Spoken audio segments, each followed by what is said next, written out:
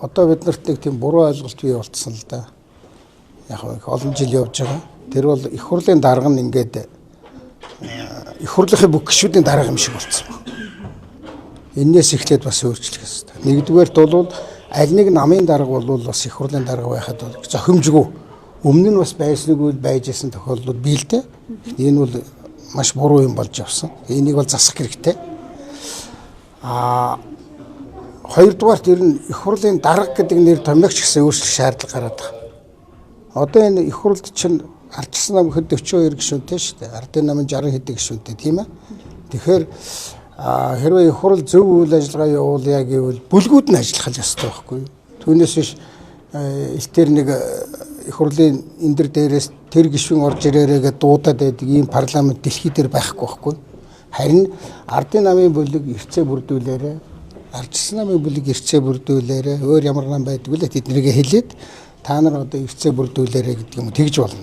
Ер нь бас яг нарийн ярил парламентээр ажлыг гэвэл үнэхээр одоо бас ард түмний олонхын дэмжлэгийг авсан нь бол өөрөө бодлого гаргаад тэгэл тэрнийгээ бол эрцээ бүрдүүлж батлаад нөгөө сүрг гэдгийм үү цөөнх болсон хэсэг нь бол энэний чинь ингэж биш ингэж хийвэл яасан энийг та нар буруу хийх гэдэг байна. Энийг бол зөв хийж идэг. Ингээд манай парламент тогтцоог хүртэл буруу болчихлоо шүү дээ.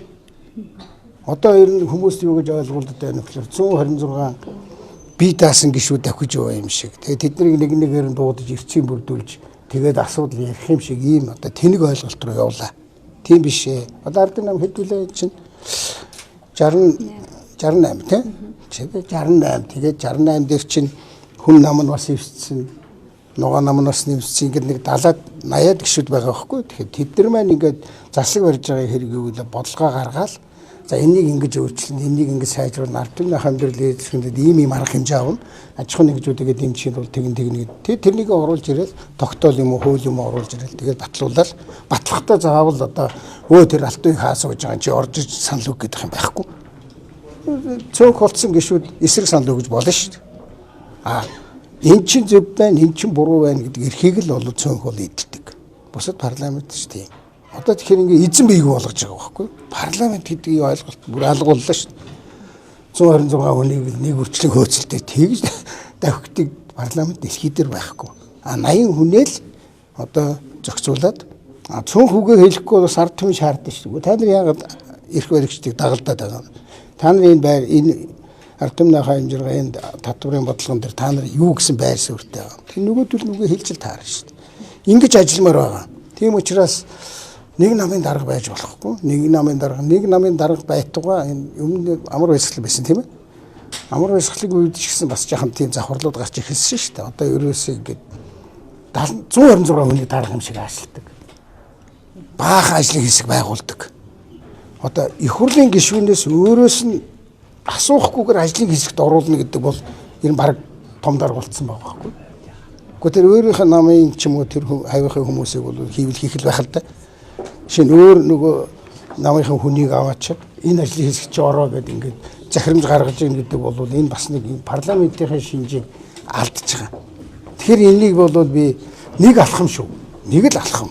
Түүнээс нөхөн энэ парламентын дарга намын дарга байж болохгүй гэж хэлснээр бас бүхэн өөрчлөгдөж шинжлэгдэхгүй байх. Тэгтээ нэг алхам болох байна. Тэгээд дэмжиж байгаа. Тэгэхээр нөгөө инход зэн хулд дарагчаас намын даргаах үедээ хөлийн даргасан санаж. Харин би өмнө энийг бас ингээд улс төрчүүлээд байна гэдэг нөгөө намын талаас бас байр сураа илэрхийлжлээ та бас зарим. Яг одоо нэг ийм болчиход байгаа манад. Энэ буруу юмыг өөрчлөе гэхлээр өмнө тийм байсан бүзтэй. Тэгээ буруугаараа байж ах хэвээр. Буруу юмыг чинь засаа залруулад явах юм хамгийн чухал байхгүй. Тэгэхээр өмнө бас их хурлын даргын код байсан. Бидний үед ч байсан шүү дээ. Манай намын даргын код нөгөө намын даргын код тийм ээ. Энэ код дээр гэсэн хүмүүс чинь нэрээ дандаа намын даргын их хурлын дарга байсан биз дээ. Тэгэхээр энэ буруу практикийг болио. Одоо эн чинь нэг буруу юм явахаар улам даамжраад байна шүү дээ. Би танад энгийн юм хэлж шүү дээ. Одоо нэг нөхөр гарч ирэл парламентын бүх гишүүдийг ингээл бүлэглээл ажлын хэсэг байгуулаад өөрөөс нь асуухгүйгээр ийм юм ерөөсөй байдгүй маа. Энэ парламент бол яг л нөгөө нам эвслийнхээ бүлгээр л ажиллах хэрэгтэй. Тэр байтугай энэ юу шүү дээ. Ерөнхий нарийн бичгийн даргаагаа бусад газар бол зөвшөлдөж тавьдаг. Одоо тэгэхгүй их хурлын аппарат баг нэг намын аппарат болох нь шүү дээ. Тэр чи ерөөсөө нөгөө олон намын ч утгач алдчихж байгаа байхгүй.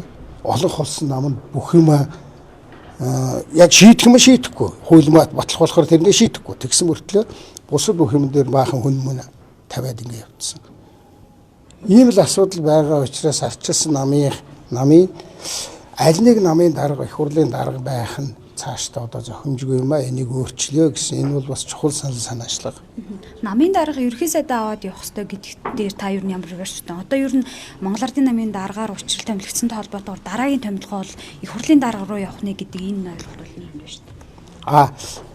Яг манай дээр бол миний хувийн бодол бол намын дарга нь бол харин ерөнхий сайд болоод явбал нөгөө нэг ард түмэнд амлсан амлалт биш дээ. Тэр чин тэр нам өрсөлдөж байгаа шүү дээ сонгуульд. Нэг алтууыг өрсөлдөөгүй нам өрсөлдөж явахгүй арчилсан нам ардын нам. Тэгэхээр тэр намыг толгойлж байгаа хүн нь харин тэр бодлогоо хэрэгжүүлэхийн тулд ерөнхий сайд бас болж болох байх. Намайг ерөнхий сайд болоход бас тийм асуудал гарч лээсэн л дээ.